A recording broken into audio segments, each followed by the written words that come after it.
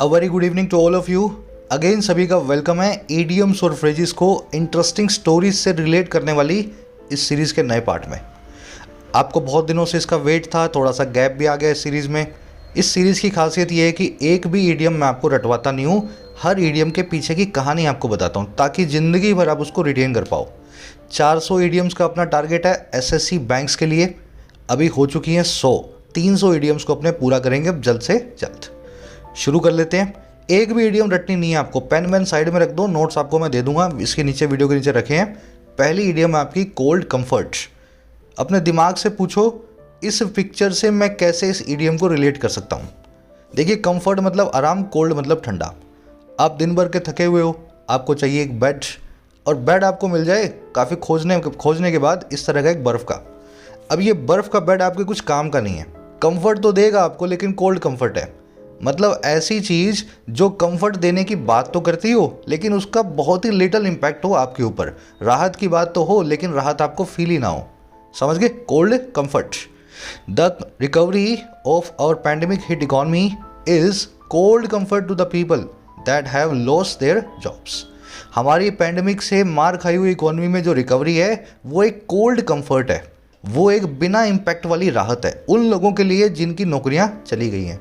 अब चाहे कितनी भी मार्केट्स ऊपर आ जाएं, कितना भी इकोनॉमी ग्रो कर ले, जिसकी नौकरी गई है पैंडेमिक में उसके लिए राहत की बात नहीं है, कोल्ड कंफर्ट है उसके लिए, है भी और नहीं भी। आगे समझ में? चलिए, इसी तरीके से विजुलाइज करते हुए आपको आगे बढ़ना है। हर ईडियम के पीछे की कहानी आपको मैं समझाता जाऊंगा। टू स्कोर अ सेल्फ या ओन गोल, इस ईडियम को आप बहुत सारे बैंक्स और एसएससी के एग्जाम में देख चुके हो। स्कोर अ सेल्फ गोल या स्कोर अ ओन गोल, है ना, एन ओन गोल। देखिए, सेल्फ गोल का मतलब ये है, कभी कभी फुटबॉल के फील्ड के अंदर खिलाड़ी जो होता है गलत फहमी में अपने नेट में ही गोल कर देता है, ओन गोल कर देता है, सेल्फ गोल कर देता है। कहने का मतलब है अपना ही नुकसान कर बैठना। Own a self goal, score a self गोल या ओन गोल का मतलब यही होता है, करने चले थे अपना भला फायदा लेकिन कर बैठे अपना नुकसान। हिंदी बोलते हैं लेने के देने करना। याद रहेगा? To take an action seeming beneficial but proving to be harmful ultimately, कुछ ऐसा काम करना जो देखने में लगता हो आपको फायदेमंद होगा लेकिन अल्टीमेटली वो बेवकूफ़ी भरा निकले और आप अपना नुकसान कर बैठो। एग्जाम्पल के लिए अपने एक सेंटेंस बनाएंगे, by passing 3 progressive farm bills without much discussion the ruling party has scored a self goal. ये न्यूज़पेपर से उठाया हुआ एक सेंटेंस है ना, कुछ इस तरह का मैंने पढ़ा था। 3 सुधार वाले कृषि कानूनों को बिना बातचीत किए पास करके, कानून तो अच्छे थे लेकिन बिना बातचीत किए इनको पास किया। तो कह रहा है ऐसा करके सुधार वाले बिलों को बिना बातचीत के रूलिंग पार्टी ने एक सेल्फ गोल को स्कोर कर दिया है, लेने के देने कर दिए हैं, अपना ही नुकसान कर लिया। तो इस तरीके से आपको ईडियम्स को यूज़ करना है। बढ़ेंगे नेक्स्ट ईडियम की तरफ, ऑल मून शाइन। बहुत बार आपने इसका मीनिंग पढ़ा होगा लेकिन भूल जाते हो, अब इसको कहानी के जरिए समझोगे तो कभी नहीं भूलोगे। एक लाइक और एक शेयर ज़रूर से देना। अगर मोटिवेटेड रहूँगा तो 400 ईडियम जल्दी पूरी करवा दूंगा। मोटिवेशन चाहिए होता है क्योंकि ये सारी पिक्चर्स लाने में बहुत टाइम लगता है ना। देखिए, मून शाइन का मतलब होता है इलीगल लिकर, और किस वक्त की? आज से 300-400 साल पहले की। वेस्ट के अंदर अंग्रेज लोग गरीब लोगों के लिए इलीगल लिकर बनाते थे घर पे इस तरीके से, और ये इलीगल लिकर को वाहियात कहा जाता था वहाँ के अमीर लोगों के द्वारा क्योंकि इसकी क्वालिटी बहुत ख़राब होती थी। तो मून शाइन वर्ड का मतलब होता है इलिसिट लिकर, इलीगल लिकर, अवैध शराब। अब देखो, ये अवैध शराब तो बंद हो गई, जहाँ भी ये मिलती थी पुलिस वाले इसको गटर में बहा देते थे क्योंकि ये ख़राब होती थी। तो ये अवैध शराब तो बंद हो गई लेकिन वाहियात चीज़ों के लिए आज भी इस मून शाइन नाम के वर्ड को यूज़ किया जाता है। आगे समझ में? अब फॉल्स स्टोरी या टोटल लाइज, किसी की कहानी पे भरोसा ना हो, किसी की बात वाहियात लगे तो आप बोल सकते हो ऑल मून शाइन। अब इसको यूज़ करके दिखा देता हूँ। The promises made by the politicians are all moonshine. जो प्रोमिसेस बनाए जाते हैं पॉलिटिशियंस के द्वारा वो सारे के सारे टोटली वाहियात होते हैं, ऑल मून शाइन होते हैं। अब याद रहेगा ना जिंदगी भर, शराब से इसको कनेक्ट कर लेना, मून शाइन पुराने वक्त की वाहियात शराब।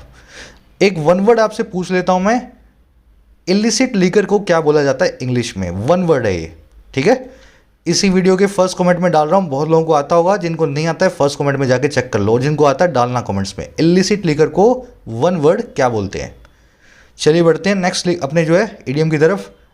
टू बैगर डिस्क्रिप्शन, समझना है इसको। बैगर मतलब भिखारी। देख पा रहे हो ना क्या करता है ये? मांगता रहता है। इसको आप कितना भी दे दो ये मांगेगा आपसे, है ना। ज़रूरी नहीं है भिखारी सड़क पे मिले आपको, कहीं भी मिल सकता है। कपड़े पहना हुआ अच्छा भी हो सकता है भिखारी, है ना, कुछ आपसे हेल्प मांगता रहे, बात बात पे कुछ ना कुछ मांगता रहे आपसे। तो बैगर नाम के वर्ड पे आपको कंसंट्रेट करना है। बैगर का मतलब है मांगने वाला। डिस्क्रिप्शन का मतलब होता है डेफिनेशन।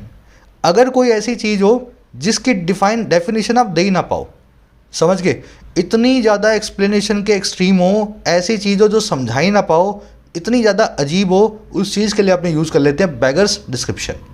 क्योंकि इस चीज़ को हम डिस्क्राइब ही नहीं कर पा रहे हैं, बड़ी अजीब सी चीज़ है, समझ ही नहीं आ रही हमें, है ना, कैसे इसको समझाएं। तो वो चीज़ अपने आप ही बैगर डिस्क्रिप्शन करने लग जाती है। वो कहती है कि मुझे डिफाइन तो करो, पर आप कर नहीं पा रहे हो। समझ गए? चलो मैं आपको समझा देता हूँ कैसे। एक सेंटेंस बनाएंगे, his behaviour was so bad that it beggars description. उसका बिहेवियर इतना ख़राब था कि मैं आपको बता ही नहीं सकता। बैगर्स डिस्क्रिप्शन को हिंदी में बोलते हैं बता ही नहीं सकता, अपने बोलते हैं ना बता ही नहीं सकता। वैसे ही हिज करेज बैगर्स डिस्क्रिप्शन, उसका करेज इस तरह का था कि मैं आपको बता ही नहीं सकता। आ गया ना समझ में? Something beyond explanation and to be very difficult to describe, जिसके बारे में आप बता ही ना पाओ, बैगर्स डिस्क्रिप्शन। चलिए याद रहेगी इसी तरीके से, भिखारी से इसको कनेक्ट कर लेना। आ जाओ नेक्स्ट ईडियम पे। और हाँ, एक चीज़ ऐड करना चाहूँगा यहाँ पे, आप भारत के किसी भी कॉम्पिटिटिव एग्जामिनेशन की तैयारी कर रहे हो तो मॉक टेस्ट के लिए मैं आपको रिफ़र करूँगा टेस्टबुक.com। इंडिया का लीडिंग ब्रांड है, सबसे बड़ा नाम है मॉक टेस्ट की इंडस्ट्री के अंदर। साथ में इसमें सभी एग्जाम्स का एक सिंगल पैकेज बना हुआ है, तो 400 एग्जाम्स इसमें कवर हो जाते हैं एक ही पैकेज में। 26,000 मॉक टेस्ट हैं। अब ये सभी 400 एग्जाम्स के 26,000 मॉक टेस्ट सिंगल पैकेज में मिलते हैं 399 में 1 साल के लिए, 699 में 3 सालों के लिए। लेकिन इस प्राइस पर डिस्काउंट ले लेना, कोड लगा लेना YT10। जैसे ही कोड लगाओगे 399 वाला 280 में, 699 वाला 490 में आपको मिल जाएगा 30% डिस्काउंट के साथ। लिंक डाल रहा हूँ कमेंट सेक्शन में ऐप का। मैं जो 399 वाला 1 ईयर का पास है आपको 280 में मिल रहा है, लेकिन 30 नवंबर तक 12 महीने की जगह 18 महीने वैलिडिटी के साथ।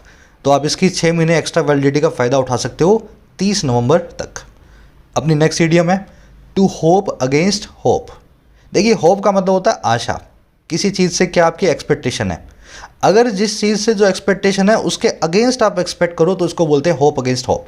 जैसे ट्रेन का टाइम है 5 बजे और आपके सामने ट्रेन निकलती जा रही है, आप 5:05 पे पहुँचे हो। अब आप ट्रेन नहीं पकड़ पाओगे, लेकिन आप फिर भी भाग रहे हो कि यार हो सकता है मैं इसको पकड़ लूँ। होप अगेंस्ट होप का मतलब ही यही है, आप किसी ऐसी चीज़ के लिए होप कर रहे हो जो अनलाइकली या पॉसिबल है। सबको आशा है कि यही होने वाला है, लेकिन आप उसके खिलाफ आशा कर रहे हो, नहीं नहीं ये नहीं होगा, जो आप सोच रहे हो वो नहीं होगा, है ना। Hope against hope. Running towards the railway station I was hoping against all hope that the train had not left. Station की तरफ भागते हुए मैं आशा के विपरीत आशा कर रहा था, आशा से बिल्कुल उल्टा आशा कर रहा था, उम्मीद लगा के बैठा था कि ट्रेन जो है अभी नहीं निकली है। आधा घंटा हो गया, लेट हो चुका हूँ मैं, फिर भी सोच रहा हूँ कि शायद ट्रेन ना निकली हो। Hope against hope. समझ में आ गया? चलो नेक्स्ट इडियम है अपनी फेंसिंग ईटिंग द क्रॉप, है ना, बहुत अच्छी इडियम है ये। फेंसिंग जानते हो आप, तारबंदी किस लिए की जाती है? खेतों के बाहर की जाती है ताकि जानवर खेतों में ना घुसें, नुकसान ना करें फसलों को। लेकिन अगर फेंसिंग ही आपकी क्रॉप को खाने लगे, आपकी तारबंदी, आपका रक्षक ही आपका भक्षक बन जाए, उसको बोलते हैं fencing eating the crop. Hindi में बोलते हैं रक्षक का भक्षक बन जाना, the protectors turning hostile. Use करके दिखा देता हूँ। Police brutality against peaceful protest is an example of fencing eating the crop. Police वाले शांति से प्रोटेस्ट करने वालों पे ब्रुटैलिटी दिखा रहे हैं, यही एग्जाम्पल होता है रक्षक का भक्षक बन जाना। आपका काम है अपराधियों को पकड़ना, ना कि पीसफुल प्रोटेस्टर्स पे लाठियां बरसाना। समझ गया? तो इसको रियल लाइफ एग्जाम्पल से आप रिलेट करो। ऐसे ही आपको एग्जाम्पल्स अपने एग्जाम्स में भी देखने को मिलते हैं इन ईडियम्स के ऊपर। आ जाओ नेक्स्ट ईडियम पे, रिलेट करना है इसको भी, to go for the fences. आपने बेसबॉल का मैच देखा होगा, है ना, इस तरह का एक बल्ला होता है, गेंद को मारना होता है आपको, होम रन बोलते हैं इसमें। जब इसमें 6 नहीं होते, 4 और 6 नहीं होता, इसमें बाउंड्री को बोलते हैं होम रन। होम रन में क्या होता है? एक फेंस होती है, ये देख पा रहे हो, फेंस वही तारबंदी। जब आप इसके अंदर गो फॉर द फेंस करते हो ना, तो आप पूरी ताकत से अपना शॉट लगाते हो, गेंद को स्टेडियम से बाहर पहुंचाने की कोशिश करते हो। वहीं से हमने इस ईडियम को निकाला है। किसी भी काम में पूरी ताकत लगा देना, जैसे बेसबॉल के मैदान में एक खिलाड़ी फेंस के बाहर गेंद को पहुंचाने के लिए ताकत लगाता है ना। जी जान झोंक देना हिंदी में बोलते हैं, to put in one's maximum effort and energy into a single goal, या to make an all out effort. Use करके दिखा देता हूँ जी जान लगाने को कैसे बोलेंगे। Aryan Khan's lawyer went for the fences to get him a bail. Aryan Khan के लॉयर ने जी जान लगा दी इस आदमी को एक बेल दिलाने के लिए। समझ गए ना? तो इस तरीके से जी जान लगाने के लिए गो फॉर द फेंसेज यूज़ करते हैं। गो को हम वेंट गोन भी बना सकते हैं, वर्ब फ्रेज है, अपने हिसाब से आप यूज़ कर सकते हो। आ जाओ नेक्स्ट इडियम पे। तो मैंड वंस फेंसेस। देखिए मैंड का मतलब होता है रिपेयर करना, फेंस आप जानते हो। ये फेंसेस का एक और काम होता है, आप देख पा रहे हो ये एक जो पिलर है और जो दूसरा पोल है, इन दोनों को आपस में मैच करवा रही है ना। अगर ये पोल एक आदमी है और ये दूसरा पोल भी एक आदमी है, तो दोनों के बीच की जो फेंस है ना, वो रिलेशनशिप है। अगर आप किसी मेंड कर रहे हो फेंस को, तो आप अपने किसी पुराने दुश्मन को दोस्त बना रहे हो, या फिर एक डैमेज रिलेशनशिप को जो है ना रिपेयर कर रहे हो। आपका दोस्त है, पड़ोसी है, आपसे नहीं बोलता, अब आपने एक दिन सोचा यार ये तो अच्छी बात नहीं है, बहुत अच्छा दोस्त था मेरा, बहुत अच्छा पड़ोसी था, तो आपने उससे जाकर के बातचीत करने की कोशिश की। आप मेंड कर रहे हो अपनी फेंसेस को, अपने रिश्तों को रिपेयर कर रहे हो, है ना, दुश्मनी को पीछे छोड़ना। Ambani brothers try to mend their fences in 2014 but to no avail. Ambani भाइयों ने कोशिश की कि अपने फेंसेस को मेंड करें, अपनी पुरानी दुश्मनी को पीछे छोड़ें 2014 में, लेकिन कोई फ़ायदा नहीं हुआ। टू नो अवेल का मतलब होता है फ्रेज का कोई फ़ायदा ना होना, है ना, याद रहेगा ना।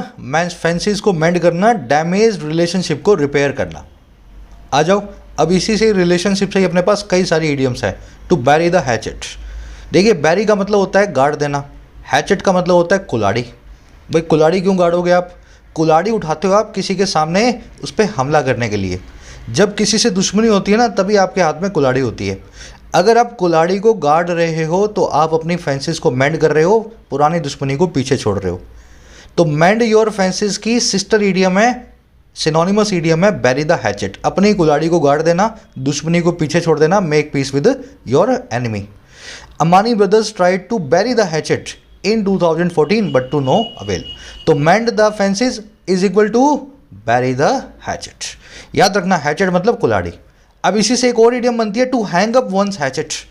कुल्हाड़ी है, इसको आपने टांग दिया, अब हाथ में काम नहीं है इसका, इस कुल्हाड़ी को, दुश्मनी को आपने पीछे छोड़ दिया। कुल्हाड़ी को टांग दिया मतलब कुल्हाड़ी की जरूरत अब नहीं है।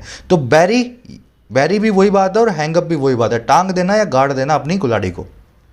चलिए आगे बढ़ते हैं। अब हैचेट से एक और इडियम बनती है to take up the hatchet. बिल्कुल उल्टा है इसका। कुल्हाड़ी पड़ी थी, आपने उठा ली हाथ में। आपने कुल्हाड़ी हाथ में उठाई है किसी का सामना करने के लिए, किसी से दुश्मनी मोल लेना कहलाता है take up the hatchet. To start a rivalry, एक दुश्मनी को शुरू करना, राइवलरी को स्टार्ट करना। या फिर to get ready for a violent fight, एक मुठभेड़ के लिए तैयार होना, है ना, जंग की तैयारी करना। In a bitter power struggle Ambani brothers took up the hatchet after the death of their father Dhirubhai. एक बहुत ही कड़वाहट भरी पावर की स्ट्रगल में अंबानी भाइयों ने जंग की तैयारी शुरू कर दी, टेक अप द हैचेट कर लिया, दुश्मनी मोल ले ली अपने पिता की मौत के बाद। पिता का नाम था धीरूभाई। तो इस तरीके से आपको हैचेट फेंसेस आपस में कनेक्ट करके रखने हैं। ईडियम रखे हुए हैं, इसी सारे के सारे नोट्स हैं इसी वीडियो के नीचे फर्स्ट कमेंट में, वहाँ से नोट्स को आप डाउनलोड कर सकते हो पिछली 100 ईडियम्स के। आ जाओ नेक्स्ट ईडियम पे। अब बैकाथॉन एक अजीब सा वर्ड है, आजकल बहुत चल रहा है, तो इसको अपने ने इंक्लूड कर लिया है। आजकल एग्जाम्स में ऐसे अजीब वर्ड्स पूछे जा रहे हैं जो आपने कभी सुने ही नहीं होंगे। ये बैकाथॉन बना है मैराथन से। मैराथन आप जानते हो ना, लंबी रेस। अगर मैराथन को टीवी से आप कनेक्ट कर दो, टीवी में आने वाला एक लंबा सा प्रोग्राम कहलाएगा टेलीथॉन। टेलीविज़न प्लस में marathon is equal to telethon.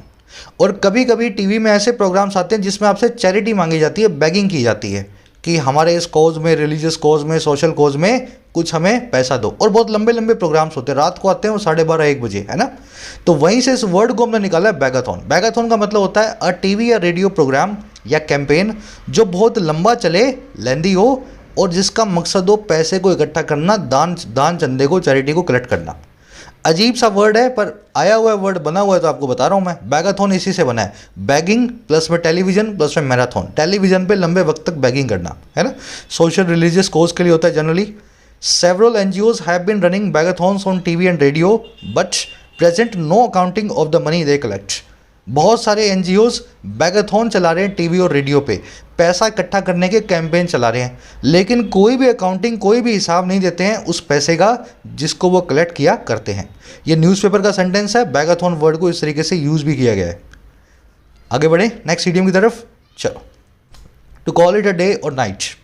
अब ये वर्ड कहाँ से बना है? इडियम आपको आती है, मुझे पता है, सिंपल सी इडियम है। कॉल इट अ डे का मतलब होता है दिन की समाप्ति करना, काम को ख़त्म करना आज के लिए, है ना, कल फिर से शुरू करेंगे, आज के लिए कॉल इट अ डे। ये बना कैसे है? आपने अगर देखा हो किसी पुरानी मूवी के अंदर, जो फैक्ट्री वर्कर्स होते थे ना, उनके पास एक कार्ड होता था। वो सुबह आते थे, उस कार्ड को पंच करते थे एक मशीन में, जैसे ही पंच करते थे उनकी शिफ्ट शुरू हो जाती थी, और शाम को वो फिर से पंच करते थे, टाइम पंच हो जाता था उस मशीन में, उनकी शिफ्ट बंद हो जाती थी। तो जब वो शाम को इस मशीन में पंच करते थे ना, तब वो बोला करते थे let's call it a day. जैसे ही पंचिंग होगी उनकी एक दिन की सैलरी बन जाएगी, समझ में आ गया, मजदूरी बन जाएगी। तो वो क्या बोलते थे, let's call it a day, आज की मजदूरी चलो बना लेते हैं, इसको कार्ड को पंच कर देते हैं, घर चलते हैं, आज बहुत काम हुआ। वहीं से हमने इस इडियम को उठा लिया, है ना। कैसे बनाएंगे? To stop working for the rest of the day या night, to resign from one job को भी आप कॉल इट अ डे बोलते हो। मान लो कोई बहुत बड़ा प्लेयर है, जैसे सचिन तेंदुलकर है, तो after a 24 year solid cricketing career, Sachin Tendulkar decided to call it a day in 2013। 24 सालों के सॉलिड करियर के बाद क्रिकेट में तेंदुलकर साहब ने डिसाइड किया कि चलो अब रिजाइन करेंगे, रिटायरमेंट लेंगे 2013 के अंदर। तो कॉल इट अ डे का एक एक्सटेंडेड मीनिंग ये भी होता है कि अपना करियर ही खत्म कर देना, है ना, रिजाइन करना अपने करियर जॉब से। चलिए नेक्स्ट इडियम की तरफ बढ़ेंगे। To save someone by the bell, बहुत अच्छी इडियम है ये, save someone by the bell. आपने बॉक्सिंग मैचेस देखे होंगे, अगर नहीं भी देखे होंगे थोड़ा बहुत आप जानते होंगे कि उसमें एक बेल होती है, जैसे ही बेल बजती है राउंड खत्म हो जाता है। कभी कभी क्या होता है, एक प्लेयर दूसरे प्लेयर को बहुत बुरे से पीट रहा होता है ना, इतना बुरे से पीट रहा होता है कि दूसरा प्लेयर किसी भी मोमेंट पे सरेंडर कर सकता है, लेकिन तभी बज जाती है घंटी। होता क्या है, वहाँ पे राउंड खत्म हो जाएगा, दूसरा प्लेयर जो है सरेंडर करता करता बच जाएगा। तो अगर आप किसी को लास्ट मोमेंट पे बचाते हैं, जैसे घंटी दूसरे प्लेयर को बचाती है एक बॉक्सिंग के मैच में जो हारने वाला है, अगर किसी को लास्ट मोमेंट पे बचाएंगे मिस फॉर्चून या डिफिकल्टी से इंटरवेंशन करके, तो आप बोलेंगे I have saved that person by the bell. Several defaulting companies were saved by the bell by the government's कोविड-19 रिलीफ पैकेज। बहुत सारी डिफॉल्ट करने वाली कंपनियां, दिवालिया कंपनियां सेव बाय द बेल हुई थी, लास्ट मोमेंट पे बचाई गई थी सरकार के कोविड-19 रिलीफ पैकेज से। तो अगर पैकेज ना आता 1-2 दिन और, ये सारी कंपनियां दिवालिया होने ही वाली थी, लेकिन पैकेज ने इनको सेव बाय द बेल किया, लास्ट मोमेंट पे इनको बचा लिया। रिलेट कर पा रहे हो ना, save someone by the bell, घंटी से किसी को बचाना। चलो आ जाओ नेक्स्ट इडियम पे, डोंकीज ईयर्स। गधा आपने देखा है, क्या होता है इसका काम? बोझ को उठाना। गधे का काम जो है ना बड़ा मुश्किल काम है, इससे पूछ के देखो, इसको वक्त काटना मुश्किल हो जाता है, इसके लिए एक दिन काटना भी मुश्किल होता है, इतना बोझ इससे उठाया जाता है, साल की तो बात ही मत करो। डोंकीज ईयर्स अगर आप इससे पूछोगे ना गधे का ईयर, तो कहेगा बहुत बड़ा होता है, बहुत लंबा होता है, इसीलिए लंबे वक्त के लिए डोंकीज ईयर्स नाम की इडियम को हमने यूज़ किया है। जैसे गधे का साल होता है, गधे से पूछो वो ख़त्म ही नहीं होता, a very long time is called donkey's years. Use करके देखते हैं। British Empire has ruled the world for donkey's years. British Empire ने पूरी दुनिया को रूल किया है बहुत ही लंबे वक्त के लिए, डोंकीज ईयर्स के लिए। चलिए इसी तरह से सेंसिबली आपको पकड़ना है इडियम्स को। मैन ऑफ स्ट्रॉ, स्ट्रॉ का मतलब होता है भूसा, समझ गए ना, वो कचरा होता है ना जो जानवरों को खिलाने वाला, उसका मतलब होता है भूसा, यानी कि स्ट्रॉ। अगर आप ट्रैवलिंग करते हो बस से, ट्रेन से, बाइक से, कार से, तो आप कभी कभी ऐसे पुतले देखोगे स्ट्रॉ के बने हुए, भूसे के बने हुए, किसमें? खेत के अंदर। इन पुतलों का काम होता है जानवरों को डरा के भगाना। इनके लिए एक वर्ड भी होता है स्केयर क्रो। स्केयर क्रो मैं लिख नहीं सकता हूँ यहाँ पे, SCARE स्केयर, CROW क्रो, है ना, स्केयर क्रो। स्केयर क्रो का मतलब होता है जो क्रोज को, जो पंछियों को डरा के भगा दे। ये मैन ऑफ स्ट्रॉ होता है ना, ये बहुत ही, वैसे तो मैन है लेकिन ये बहुत ही कमज़ोर आदमी है, क्योंकि ये बना हुआ भूसे का। तो अगर ज़िंदगी में आपको कोई वीक पर्सन मिले तो उसके लिए आप यूज़ कर लें मैन ऑफ स्ट्रॉ। बिल्कुल इसी पुतले की तरह जो कि भूसे का बना है, हल्की सी हवा में गिर जाता है। जो Biden turned out to be a man of straw in dealing with China and Russia. जो बाइडन निकल करके आया एक भूसे का आदमी, अ वीक पर्सन, किसमें भाई? डील विद करने में, निपटने में चाइना और रशिया से, समझ गए? तो वीक पर्सन मतलब अ मैन ऑफ स्ट्रॉ, भूसे वाला आदमी। चलो आ जाओ नेक्स्ट पे। इसको स्केयर क्रो बोलते हैं, वन वर्ड है ये, नीचे कमेंट्स में डाल दूंगा, है ना, square crow. The gift of गैब। देखिए गैब का मतलब होता है चिट चैट। कुछ लोग आपको मिलेंगे ट्रेन्स में, कहीं भी मिल जाएंगे, एयरपोर्ट पे मिल जाएंगे, है ना, बस स्टेशन पे मिल जाएंगे, ऐसे ही बातचीत कर लेते हैं और हमेशा हंसते रहते हैं और उनके पास बातों की कमी भी नहीं होती। तो ये जो छोटी मोटी चिट चैट होती है ना, किसी से भी बात कर लेना, इसको बोलते हैं गैब। अगर आपके पास गिफ्ट ऑफ गैब है तो आप एक इस टाइप के पर्सन हैं जो बहुत जल्दी दूसरे से बात कर लेते हो, रिश्ता बना लेते हो, और उसके साथ कंफर्टेबल हो जाते हो और उसको भी कंफर्टेबल कर देते हो। तो गिफ्ट ऑफ द गैप का मतलब ही यही है, the ability to engage others in a persuasive manner.